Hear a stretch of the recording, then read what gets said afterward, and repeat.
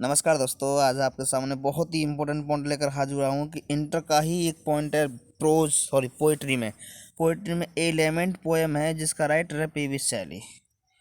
Inter वाले students के लिए ये बहुत ही इम्पोर्टेंट यूजफुल वीडियो होगी, क्योंकि अगर इससे लगातार पढ़ते रहे तो मैं उम्मीद करूँगा कि बहुत अच्छे नंबर आएंगे।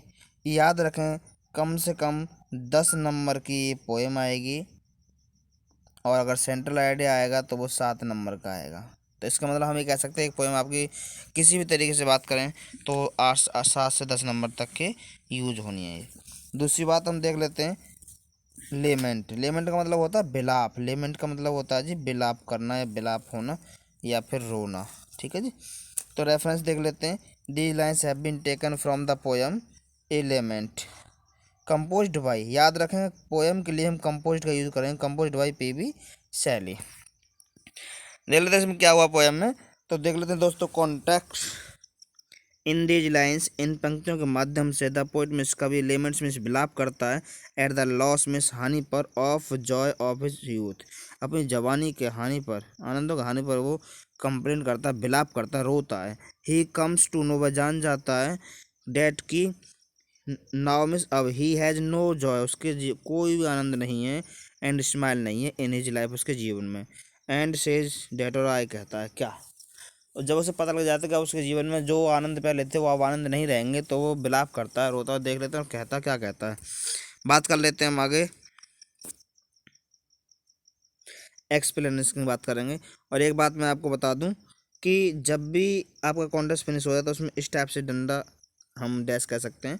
एक्सप्लेनेशन की बात करें, एक्सप्लेनेशन में क्या हुआ, वैन में जब द पोएट मीन्स कभी रियलाइज में जान जाता है डेट की ही विल रिमेन नो मोर, कि अब ज़्यादा दिन नहीं बना रहेगा। रिमेन का मतलब होता है बने रहना, एक जैसी अवस्था में बने रहना। No more in this world, संसार में। तो ही बिकम्स वेरी सैड, वह बहुत दुखी हो जाता है। ही सेज, वह कहता है, देयर वाज ए टाइम, एक समय था, वैन मीन्स जब the world was full of attraction, the world was full of attraction. Full of attraction का मतलब होता है पूरी तरीके से खिंचावों से भरा हुआ था, अट्रैक्शनों से भरा हुआ था।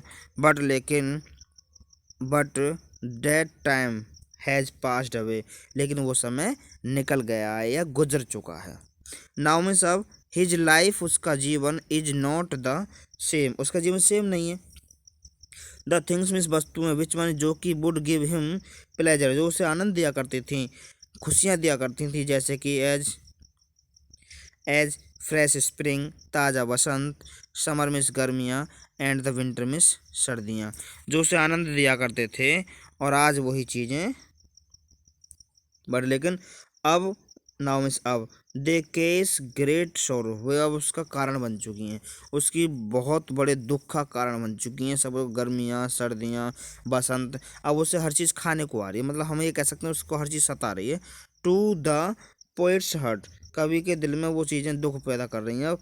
बिकॉज, क्योंकि दे विल नेवर रिटर्न, वे कभी वापस नहीं आएंगी। भाई जो समय निकल गया वो कभी वापस नहीं आएगा। It is very very important point to be understand यहाँ पर। तो देख लेते हैं, देखो यहाँ तक तो हमें करना ही करना है एक्सप्लेनेशन में। अब बात आती है नोट की। नोट हम लिख सकते हैं, ये आपके मान लो आपकी पोएम में 4 चांद लगा देगा अगर आपको आते हैं तो। ये इन दीज लाइन्स, इन पंक्तियों में वी सी, हम देखते हैं the pessimistic views of the poet. Pessimistic का मतलब होता है निराशावादी, तो हम यहाँ पर कवि के निराशावादी पॉइंटों को देखते हैं, विचारों को देखते हैं।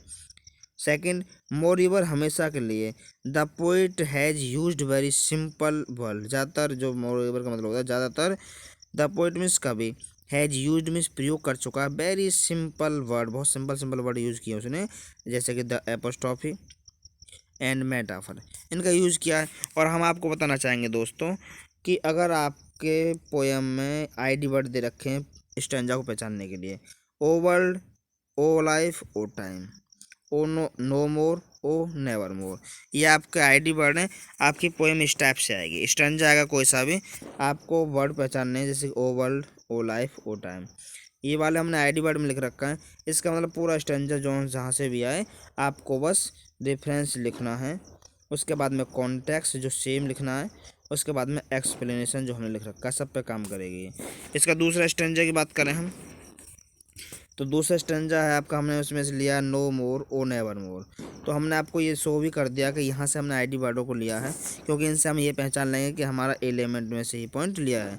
इसका राइटर पीबी शैली दे रखा है। तो इसलिए दोस्तों मैं उम्मीद करूँगा कि आप इसमें से कोई सा भी है। अगर हाँ एक बात और बता दूँ मैं आपको, अगर आपका स्टेंजा आता है तो आपको रेफरेंस से लेकर के एक्सप्लेनेशन तक लिखना ही लिखना है। अगर सपोज करो आपका सेंट्रल आइडिया आ गया, सेंट्रल आइडिया आ गया, तो आपको सेंट्रल आइडिया में केवल एक्सप्लेनेशन ही लिखनी है। ओनली एक्सप्लेनेशन से काम चलेगा, लेकिन जब जब आपका सेंट्रल आइडिया आ जाए। क्लियर दोस्तों? तो उम्मीद करूँगा आपको ये वीडियो ज़रूर पसंद आएगी। इंटर क्लास वालों के लिए इस वीडियो को जितना हो सके शेयर कर दें, जिससे कि इंटर वालों को कुछ फ़ायदा मिले। धन्यवाद। और हाँ, लाइक और शेयर करना ना भूलें। धन्यवाद। नमस्कार दोस्तों।